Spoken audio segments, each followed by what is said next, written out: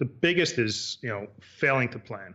No planning goes into taxes. It's like their biggest expense, but they think of it, oh God, if I talk to that accountant, it's only going to cost me money. When I say, you know what, it should be, speaking with your accountant should really be a income item. So that's the biggest, just failing to plan, failing to communicate. And, the doctor doesn't call you up and say, how are you feeling today? You have to go to the doctor for your checkup.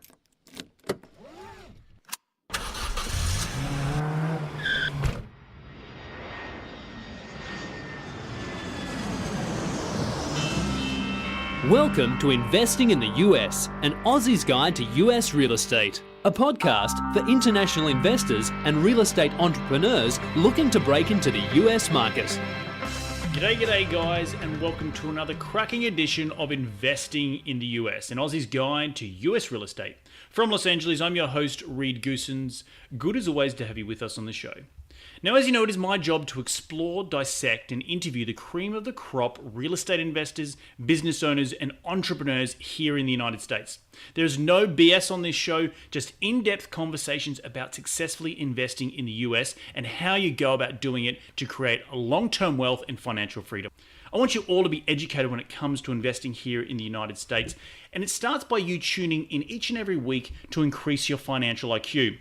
Remember to hit subscribe on iTunes or wherever you podcast to be notified each and every week when a cracking episode is released. If you do like this show, please give us a review on iTunes, and you can follow me on Facebook and Twitter by searching Reed Goosens.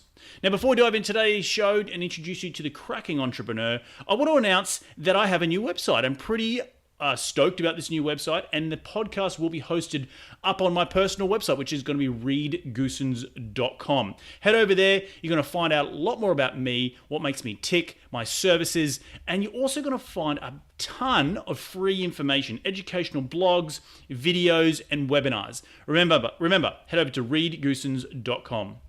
Okay, one last thing. If you are listening to this on iTunes, but you want to see what we look like, what I look like, what my awesome guests look like, then head over to YouTube, because we are starting to record these interviews using video, using the Zoom link. So head over to youtube.com, search for Reed Goosens, and you'll be able to find all my videos of episodes that we have recorded via the Zoom link. All right, guys, enough out of me. Let's get cracking and into today's show.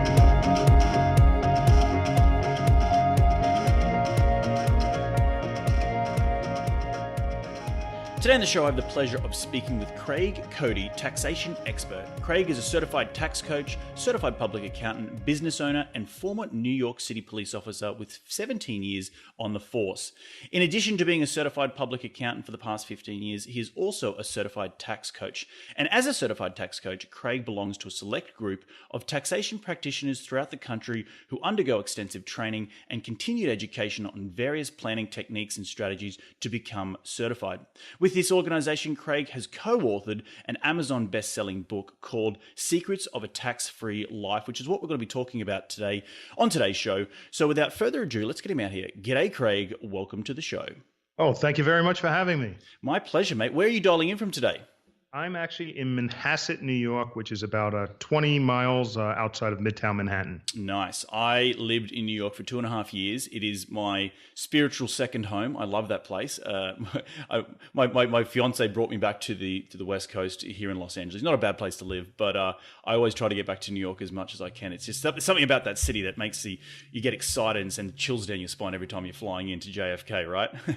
Yeah. I still enjoy going in. Nice. And there's a nice selection of food also. Yeah, great eateries. I love getting out there and getting involved in the food. But mate, before we dive into the nuts and bolts of today's show, I wanted to, get you to elaborate a little bit more on your background. You're a police officer in the New York City Police Department, which is incredible. And then sort of give us the chronological order, how you got involved in taxation planning, because, not everyone would just be a police officer and jump straight into taxation. So how did that work and your background?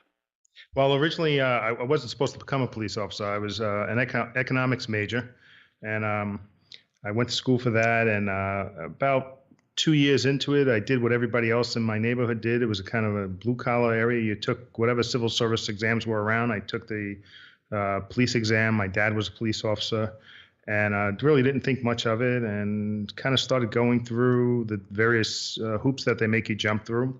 And at some point, I kind of said, you know what, they'll start me out at like $24,000 a year. So I want to try this. So I did that, and I loved it, and I got promoted fairly quickly, and I was going to go on to be a chief. And civil services, you have to wait for the exam, and I had to wait 10 years for an exam. So in 10 years, a lot happens.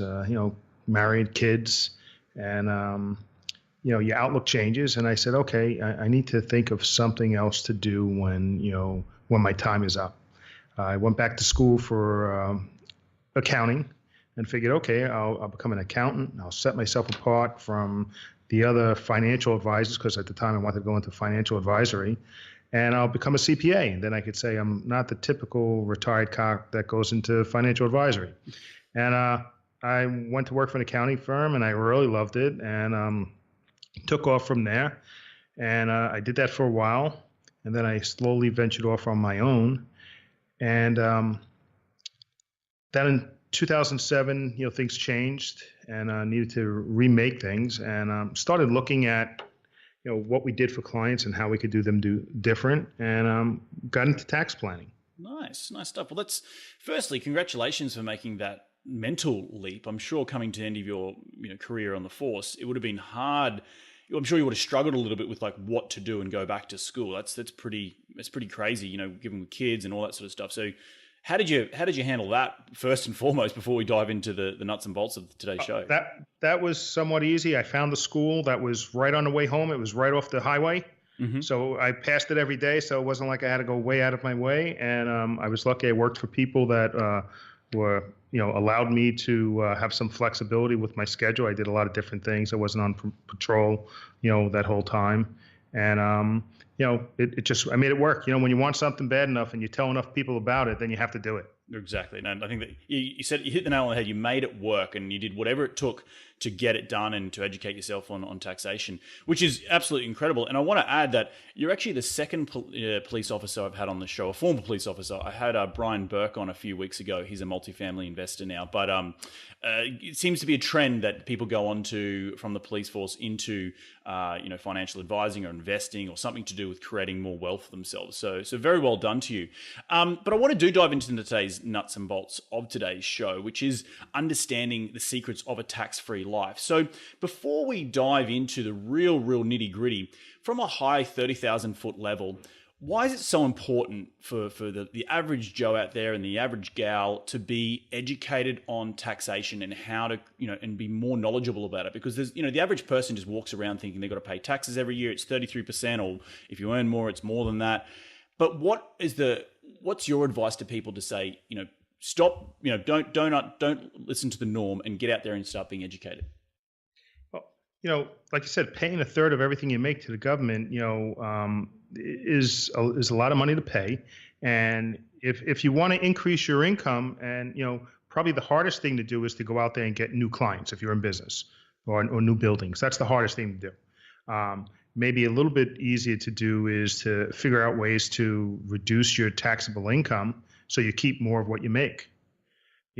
And then I guess the one thing after that would be, just sell more to your existing clients. So I think if people just took some more time and worked with a professional who was into communicating and being proactive, they'd be able to keep more of what they make. Right.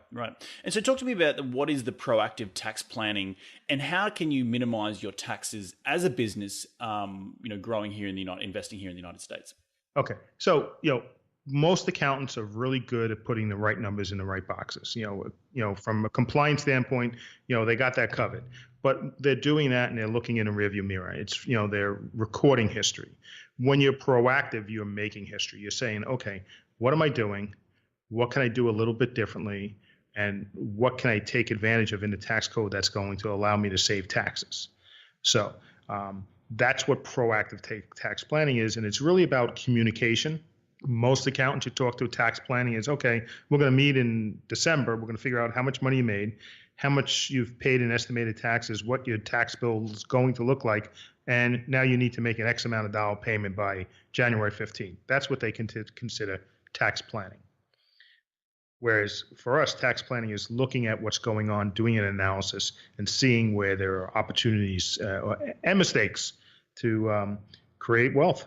And talking about the opportunities of a business or in real estate investing, what are those sort of, give us a few examples of basic, not mistakes, but basic principles that you're implementing or strategies that you're implementing into the everyday business that they can help them for, as you say, look forward and not look in the review vision mirror.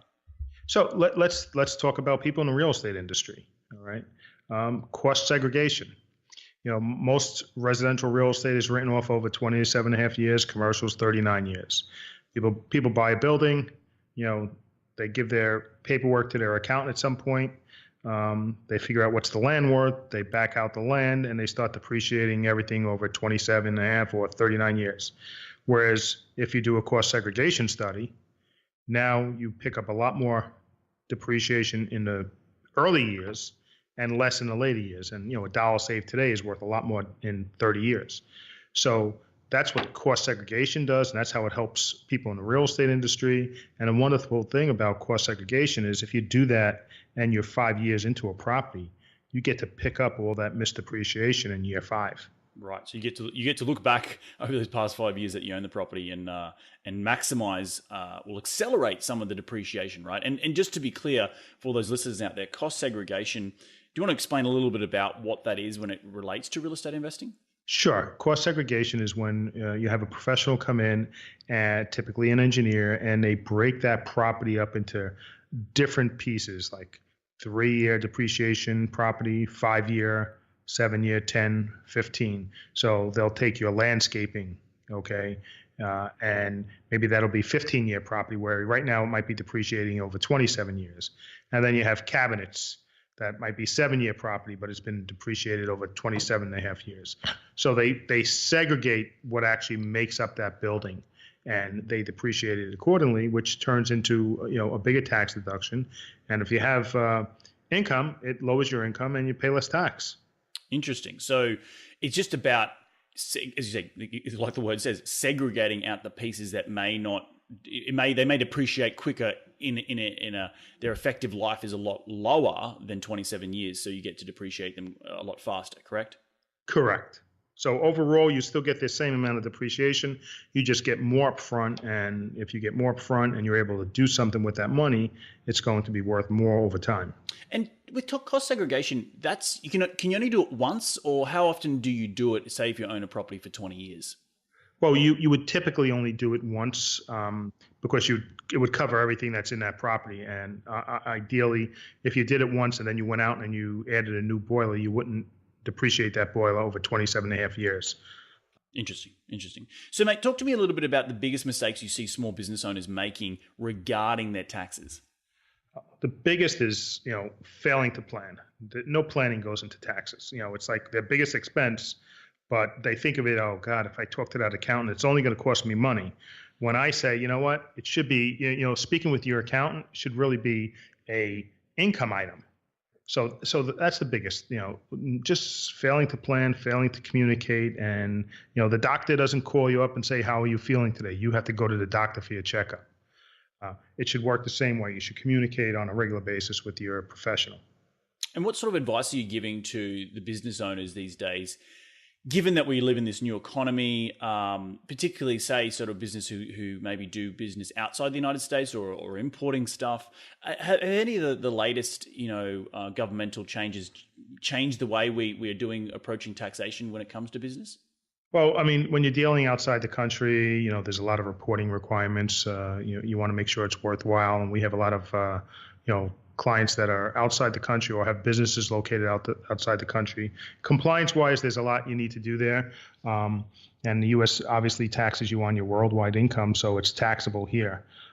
So probably more planning has to go in there because you have to account not just for the U.S., but for what's going on in that country. Sure. No, it makes sense. Failing to plan is one of the biggest mistakes I think a lot of people make when they even get started in real estate investing. They think they can just dive straight into it, but it does take a lot of planning. And, you're right when it comes to, your tax liability is a huge, huge portion of whether it be investing in businesses or investing in real estate.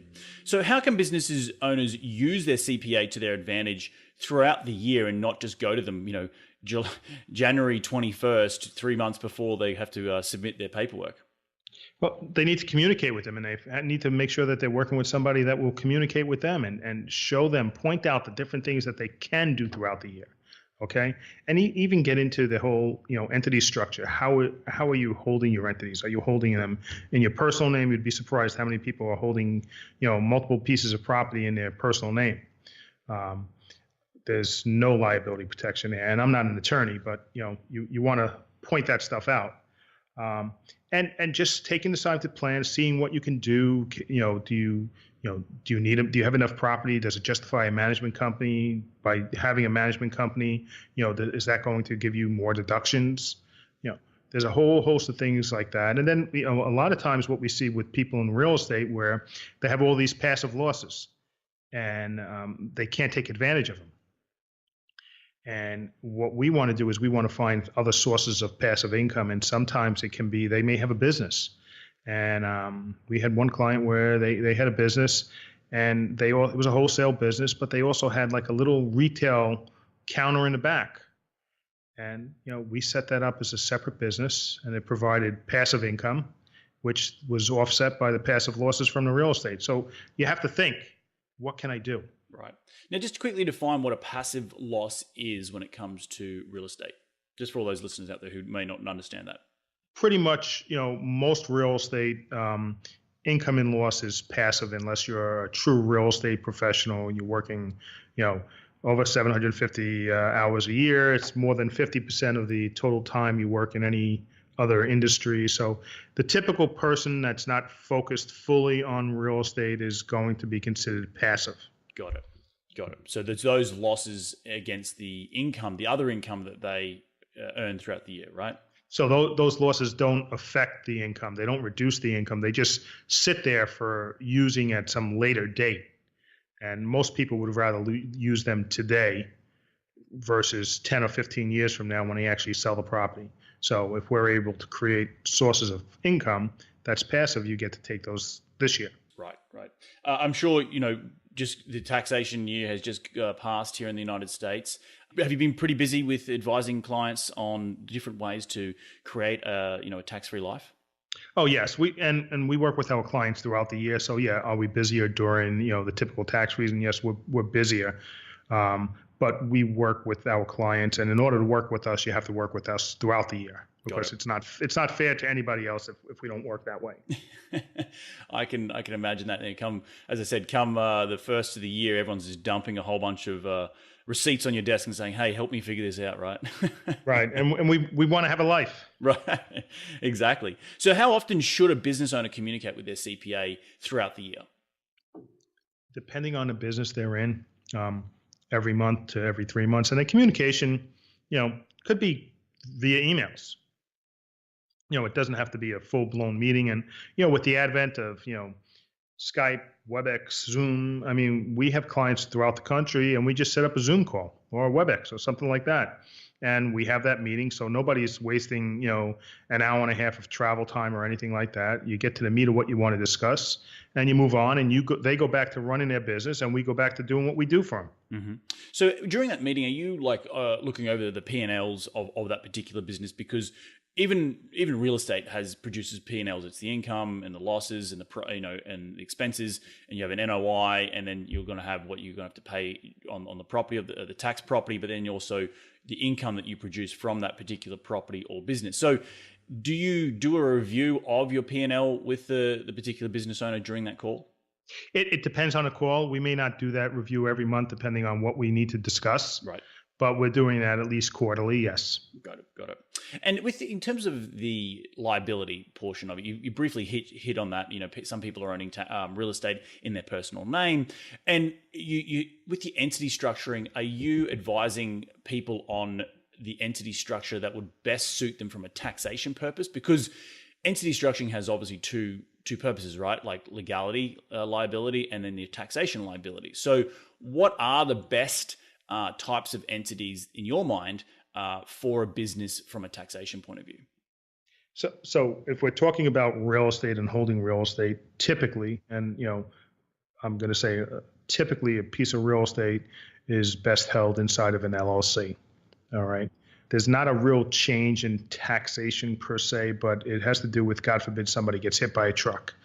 And the step up that you get for that property versus if it's inside a corporation, then you get a step up for the stock, not the property.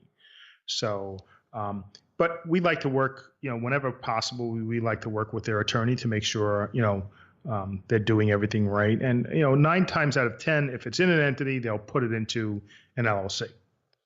But there's countless times we come across clients where there's, multiple entities and they're in their personal name. And I've seen some horror stories, unfortunately. People think, well, I have insurance. Well, insurance doesn't always cover everything. We had a client where they got sued for a mold-induced injury, and the limit on their policy for mold was $25,000.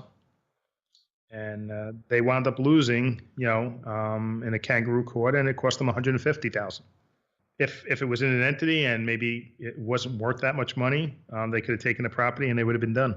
Right, and you raise a good point in terms of the exposure from an insurance. I know you're not an insurance expert, but from an exposure point of view, would you sort of advise your clients, given that you've seen so many different businesses across your 15 years of experience, where they may need to tighten up on their insurance, or not tighten up, but get more of an excess policy on, like as you just said, mold, $25,000. Who would have thought that you'd need more than $25,000? But what are the other things that you see that you've seen, quote unquote, horror stories?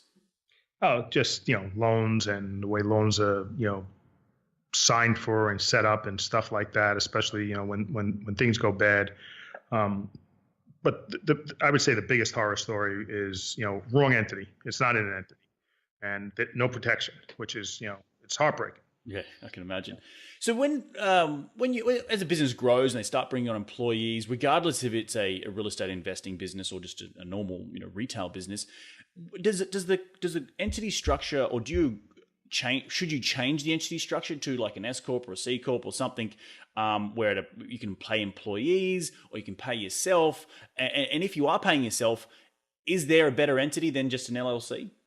Yes, there could be, and that's like everybody's circumstance is different. And the wonderful thing is with an LLC, you can make elections and late elections to be taxed as a corporation or an S corporation.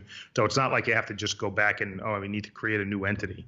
No, you have that legal entity. It is an LLC, but we make a late election to be taxed a certain way, and the government actually has a revenue procedure that allows you to do that, which a lot of people aren't aware of. Interesting. Very, very interesting. And if you are paying yourself as a quote unquote employee, you own the business, but you're taking a paycheck, is that advised from a taxation point of view or not? Well, if you're in corporation, you need to pay yourself reasonable compensation. And we have software that determines what reasonable compensation is based on your zip code and what you do. So you need to do that. If you're an LLC or a partnership, you don't have to take reasonable compensation, because all the profits of the company or LLC are going to flow through to you, and you're going to pay Social Security tax on it anyway. Got it. So at what point would you, I know again it comes down to personal, individual circumstances, but at what point would you need to transfer from an LLC to that sort of paying yourself a reasonable S corp type of income? If you're making money, okay, you should definitely be having that conversation. Got it. So if you're trying to be a full-time, business, you're trying to pay yourself to keep your own bills paid, kids in school and mortgage paid and all that sort of stuff, that's the point where you should come to someone like yourself to say, hey, I think I'm struggling here, and an LLC and living off the profits once a year isn't doing it, right? Right, exactly. Got it. So, Craig, what are the 10 most expensive tax mistakes that cost business owners thousands and thousands of dollars? I'll just go through them really quick. We talked about some of them. One was failing to plan. One is audit paranoia. Nobody wants to get a letter from the IRS, all right? But if the government says you could do something and you're going to do it, document it, and you'll be okay. Let them send you a letter. Now you have the documentation, and we send it back to them, and we're fine. We talked about the wrong business entity, wrong retirement plan or no retirement plan. In the real estate industry, employing family, what can I do? How can I do that? How can I do it legitimately? Missing what we call a medical expense reimbursement plan that lets you write off all your out-of-pocket medical expenses. The home office, your car and truck expenses, meals and entertainment, you know, cost segregation. That's probably 10 right there. Nice. Well, you covered a lot here, and audit paranoia and no retirement. I just want to quickly touch on no retirement plan. A lot of real estate investors invest in real estate as their retirement vehicle. I have a lot of investors who invest their self-directed IRA in some of the deals we've taken down. But what else? What other sort of advice are you giving from a taxation point of view to those people who may or may not have an IRA or a self-directed IRA? Look at it's free money that the government's going to give you. You're going to get a deduction for putting that money away and then figure out a way to use it to your advantage. Right. What's your best? Do you like is it a Roth or I forget, I'm blanking right now, but there's traditional, right? Is there different ways that, entities that you like to see set up that people can, pay the tax on the front end and not have to pay it on the back end? It really depends on the age of the person and what they're really looking for. All right. If you have somebody that's got, a real estate portfolio, they probably may not be looking to take money out of their retirement plan down the road, because the idea is they're going to be generating enough income in their portfolio. So if they want the deduction now versus later, it kind of rests on that. And then you have to make sure that they have the income and self-employment income that allows them to do that. So there's some planning that goes along with that. Sure. All right, Craig. Well, what's the biggest piece of advice, takeaway piece of advice you can give to all my listeners today about having a tax-free life? Communicate with your professional. If you don't talk to him, he can't help you. And if you talk to him and he won't help you, go someplace else. I completely agree. And I think it also starts a little bit with creating that team, right? Some people out there don't even have a solid, taxation accountant on their team, on their bench. They're just wafting through life and trying to, make ends meet on their business and not actually consulting the right types of people. So I think that would be a pretty big one, right? And they can come to you, right? Yeah, you should have a team. You should have that banker or somebody that helps you raise money. You should have that person, for your legal advice. You should have that person for the accounting and tax issues. You need that, just like, people have a coach. You should have all these other people. Right. So, Craig, what does the future hold for you personally, both personally and professionally? We're continuing to build our business. We're doing tax planning across the country. We just recently picked up a client in New Mexico and Oregon. So we're doing what we love. Nice stuff, man. Well, I want to thank you for jumping on the show. But before you go, I want to get into the top 5 investing tips. Ready to dive into it? Sure.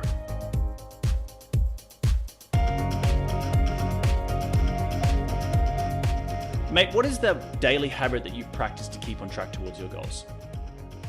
That's an easy one. Every morning, the first thing I do after I have my glass of water is I write in my journal something that I'm thankful for. Nice. You're a big journaler? Yes. When did you start that? Only about a year ago. Mm-hmm. Only about a year ago. Same with here. I only started about a year ago, and I tell you what, it declutters the mind, doesn't it? Like, you have a lot of things. You wake up in the morning, you go, because there's so much things to do. Getting it on a piece of paper is just, I don't know, something about it so basic, but it just helps. It helps me personally, tremendously. So good stuff. Yes. Who is the most influential person in your career to date? I would say my brother, because like I said, I came from a place where pretty much all of us went into, civil service, blue collar jobs. And my brother was one of the few that, ventured out, and he went into business on his own. And he was a big inspiration and helped me get to where I am today. Nice stuff. What business did he go out and start? He's in the IT business and teaching. I really don't even understand what he does, to tell you the truth. He's something in IT, but he took action and he got out there and started his own business. Exactly. Yeah, exactly. And that's inspiring. Way over my head. Hey man, IT's over a lot of people's heads. You're not alone there. What is the most influential tool in your business? I'm sure you have to have one, being that you are connected across the country and internationally. Skype, Zoom, and WebEx. Yeah, I love it. I haven't used WebEx. Is that good? Oh, it's great. It's great. We use that a lot, and we do one of the things that we do is we also offer outsourced CFO services. So that allows us, instead of us being in the office next door to you, that allows us to be miles and miles away, and just like we're in the office next door. Nice. And that's a service more for businesses breaking into that where they need some titles in their company, right? They're starting to attract more capital, and to have a quote unquote CFO is very, very important to those investors coming on board, right? Right, and it's also for those where they have multiple projects out there, and they need somebody that's going to manage the whole accounting for them. Yep. Yeah. And do you guys do any bookkeeping and stuff in-house? Yes, we do. If you're a client of ours, we are doing your bookkeeping. Nice. Okay, we'll have to write that down. But you're saying WebEx, Zoom, and Skype. I love it. What is the biggest failure in your career, and what have you learned? What is the most valuable lesson you learned from that failure? Probably 2007, 8, and 9, when the economy tanked. We had a lot of clients in the mortgage industry, and it put a big hurting on us. So so we learned not to be too concentrated with any one client and any one industry. Right. Having that sort of table set up with the 4 or 5 legs to help you support your business, because if you're too reliant on that one leg and it falls over, then you don't have a table anymore, right? Exactly. Well, Craig, last question is, where can people reach you to continue the conversation? Oh, great. Well, we are going to offer your listeners a copy of my most recent book, which is the 10 most expensive tax mistakes that cost business owners thousands. And they can get that at www.craigcodyandcompany.com/Reed Goossens, REEDGOOSSENS. They could reach me via email at craig@ccodycpa.com. And our phone number here is 516-869-4051. Nice stuff. And if people are on Amazon, they can pick up The Secrets of a Tax-Free Life as well, right? That's available on Amazon, yes. And that's a book I co-authored that was actually a bestseller. Nice. Well, hey, man, congratulations. I'm about to release a book myself. I don't know how you got to bestseller, but might have to pick your brain sometime. Yes. Well, Craig, thank you so much for jumping on today's show. I just want to quickly recap on some of the things that we spoke about. The biggest thing is about communication with your team and having the right team members set up around you. I talk a lot about on this show about the different team members, having a good taxation a consultant who has got your back and is communicating with you effectively is really, really, really important. And we ran through very quickly the top 10 things that people are paranoid about: audit paranoia, not establishing the right business entity, employing family members, different aspects like that. When you need to transition from an LLC to an S corp, if you are wanting to take a paycheck. Did I leave anything out? No, you pretty much hit them all. All right, mate. Well, look, thank you so much again for jumping on the show. Have a great rest of your week, and we'll catch up soon. Thank you very much. You too. Take care. Bye-bye. Well, there you have it. Another incredible episode brought to you by Craig Cody. He is an incredible guy. Please, if you have any questions for him, or you want to check out any of the links on today's show, please jump over to my website at www.reedgoossens.com and remember to click on the podcast tab.